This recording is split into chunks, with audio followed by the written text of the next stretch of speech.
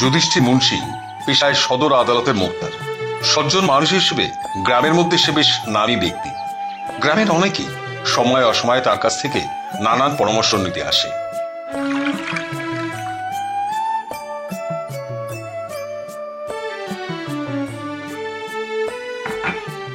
আজ মুখটা বেশ শুকনো দেখছি যে, আদালতে কি খুব কাজের চাপ ছিল? আর বলো না, একদিনে 4-4টে মোকদ্দমা। তবে তবে খাটুনির সাথে সাথে রোজগার পাতিও ভালোই হয়েছে। ভালোই হলো, ভালো।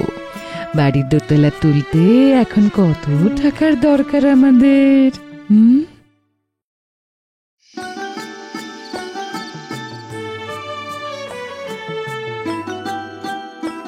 বলি, এবার রাতের খাবার খেতে হবে তো? আর একটুখানি, আসলে কাল একটা মোকদ্দমা আছে তো।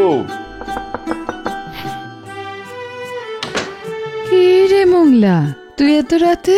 সন্ধ্যেবেলা তো বাড়ির সব কাজ করে দিয়ে গেছিস। বাবুর সাথে একটা কথা ছিল বৌদিদি।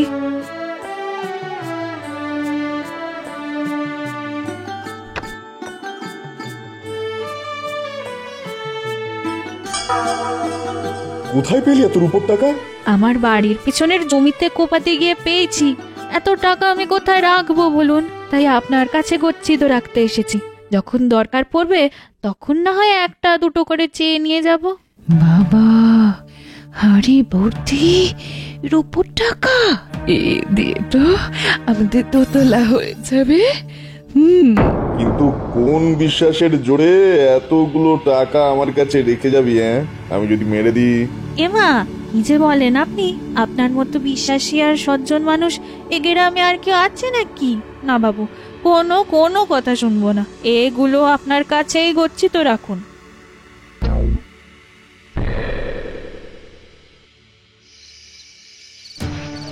এক, 10, 11, 12,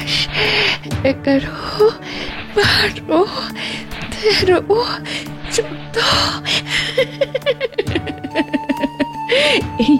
এই বুঝলে, এ তো হাজারের ওপর রূপোর টাকা। বেচলে কত হাজার হবে বলো তো? পরের ধন নিয়ে এত নাড়াচাড়া না করাই ভালো। আর এর টাকা তো আমাদের নয়, যেদিন চাইবে সেদিনই সব ফিরিয়ে দিতে হবে। কে বলেছে এই টাকা মোংলার? কে মানে? মোংলা যে এই টাকা তোমার কাছে গচ্ছিত রেখে গেছে, তার কোনো প্রমাণ আছে কি? আছে কোনো সাক্ষী? মোক্তার মশাই, এবার তোমার উকিলি বুদ্ধিটা একটু খাটাও। বেশ কিছুকাল কেটে যায়। একদিন মোংলা এসে যুধিষ্ঠিরের কাছ থেকে তার গচ্ছিত রূপোর টাকা থেকে কটা টাকা ফেরত চায়। বাবু, আজ আমায় 10টা রূপোর টাকা দিতে হবে। মোংলা যে টাকা তোমার কাছে গচ্ছিত রেখে গেছে, তার কোনো প্রমাণ আছে নাকি? আছে কোনো সাক্ষী? রূপোর টাকা আমি পাবো কোথায়? এ তুমি কেমন কথা বলছো বাবু? কিছুদিন আগে আমি তোমার কাছে 1 হাঁড়ি রূপোর টাকা গচ্ছিত রেখে গেলাম। তোর কি মাথা খারাপ হয়ে গেছে নাকি? নাকি সকালবেলাতে নেশায় করে এসেছিস? অস্বীকার করো না বাবু, আমি যে অনেক বিশ্বাস করে। বেরো, বেরো আমার বাড়ি থেকে, বেরো। এই জন্যই বলে ছোট লোকের জাত। যার নিজের কোনো চাল চুলো নেই, সে নাকি 1 হাঁড়ি রূপোর টাকা গচ্ছিত রেখে গেছে। কার বুদ্ধিতে এমন আমার দেবতার মতো স্বামীকে অপদস্থ করতে এসেছিস মোংলা? বেরো, বেরো বলছি। দূর হয়ে যা আমার বাড়ি থেকে, বেরো। কি? আমি ছোট লোক আর তোমরা সকলে ভদ্রলোক? এই তোমাদের ভদ্রলোকের ব্যবহার? চোর চোর সব বাটপারের দল। কি হয়েছে কি? এত চাচামেচি কিসের? দেখুন না, সকালবেলা এসে বলছে যে ও নাকি আমার কাছে 1 হাঁড়ি রূপোর টাকা গচ্ছিত রেখে গেছে। 1 হাঁড়ি রূপোর টাকা? 1 হাঁড়ি রূপোর টাকা? আরে মঙ্গলা, তুই তো লোকের বাড়ি ঝিগিরি করে খাস, তা 1 হাঁড়ি রূপোর টাকা পেলি কোথায়? আকাশ থেকে ঝরে পড়েছে বুঝি? আমি গচ্ছিত রেখে গিয়েছিলাম, কিন্তু ওই জোচ্চোর আর জোচ্চোরের বউ সেটা মানতে চাই আচ্ছা আচ্ছা, আপনারাই বলুন, হ্যাঁ আপনারাই বলুন, আমি কি জোচ্চোর? হ্যাঁ না বাবা না, তুমি নামেও যুধিষ্ঠির আর কাজেও যুধিষ্ঠির। হ্যাঁ, তোমাকে আমরা কে না চিনি, তোমার মতন সজ্জন মানুষ আর দুটো আছে নাকি? তাহলে তাহলে এক্ষুনি মংলাকে এখান থেকে তাড়িয়ে দিন, না হলে আমার হাতে খুন হয়ে যাবে ও। হ্যাঁ, খুন হয়ে যাবে। যা যা যা, বাড়ি যা, বাড়ি যা, আর কখনো এখানে তোকে যেন না দেখি। যা বাড়ি যা। যা যা যা, বাড়ি যা। আরে যা, আমি মেনে নেব না, আমি কিন্তু ছাড়বো না, তোদের দুজনকেই আমি জ্যান্ত খাবো, মনে রাখিস, জ্যান্ত খাবো।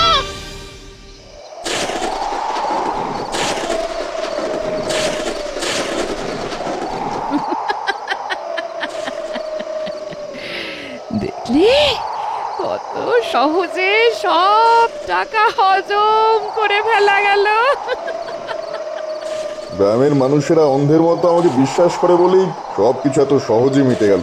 এবার কিন্তু খুব তাড়াতাড়ি আমাদের দোতলাটা তুলে ফেলতে হবে।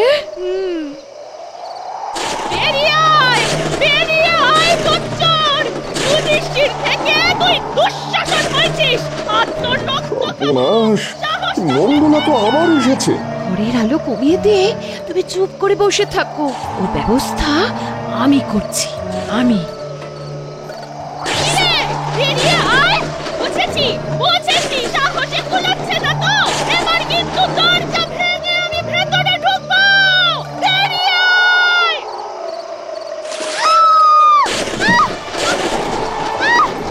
মাগো, মাগো, পুড়িয়ে দিল, আমার গর্ভাঙ্গ পুড়িয়ে দিল। মাগো, মাগো, কি জানো?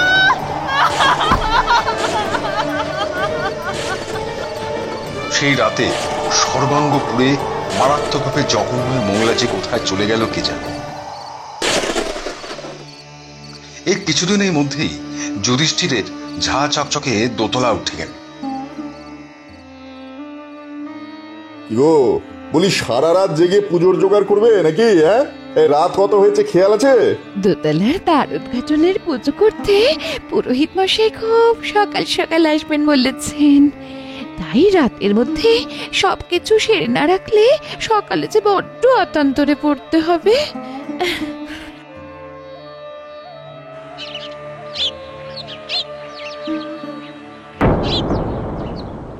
সত্যবতী, সত্যবতী, শিগগিরই এসো, শিগগিরই এসো।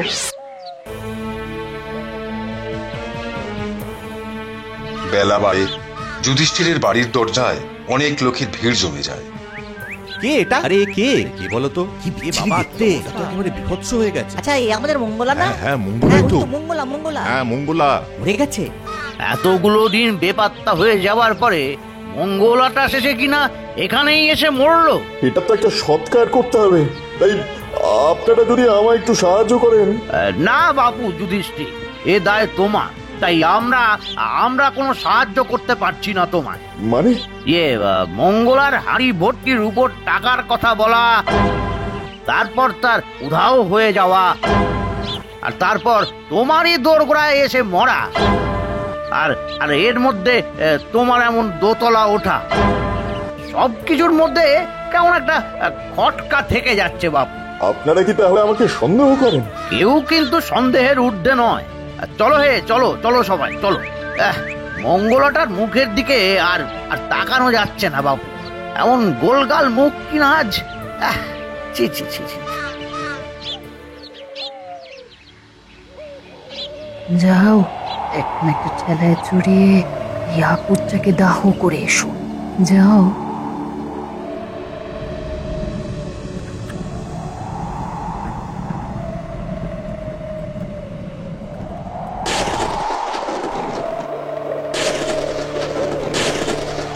এত রাত হয়ে গেল, দাহ করে মানুষটা এখনো ফিরে এলো না, এত চিন্তা হচ্ছে। কি হলো?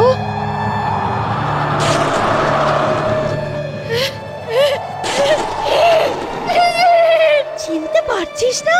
কিন্তু তুই তো মরে গেছিস। তাই তো প্রেত হয়ে ফিরে এসেছি। বলেছিলাম না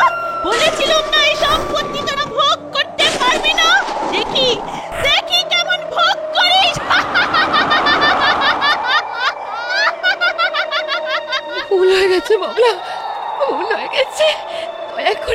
দয়া করে আমাদের ক্ষমা করে দে, ক্ষমা করে দে।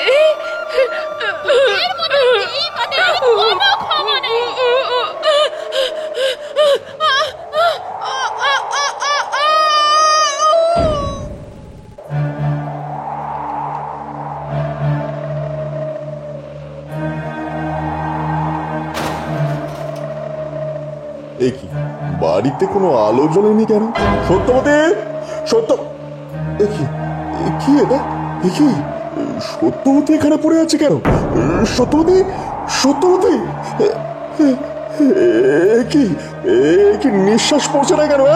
তাহলে কি, তাহলে কি? ওটা মরে গেছে, আমি ওকে ঠেলে ফেলে মেরে দিয়েছি।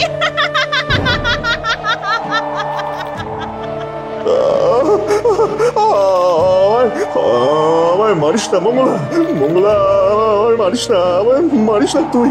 এ তো মারবো না, তবে বাঁচিয়ে রেখেও তোকে মেরেই রেখে দেব।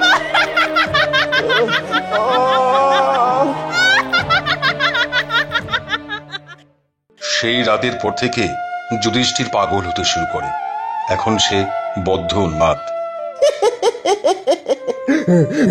প্রেতাত্মার অভিশাপ, প্রেতাত্মার অভিশাপ।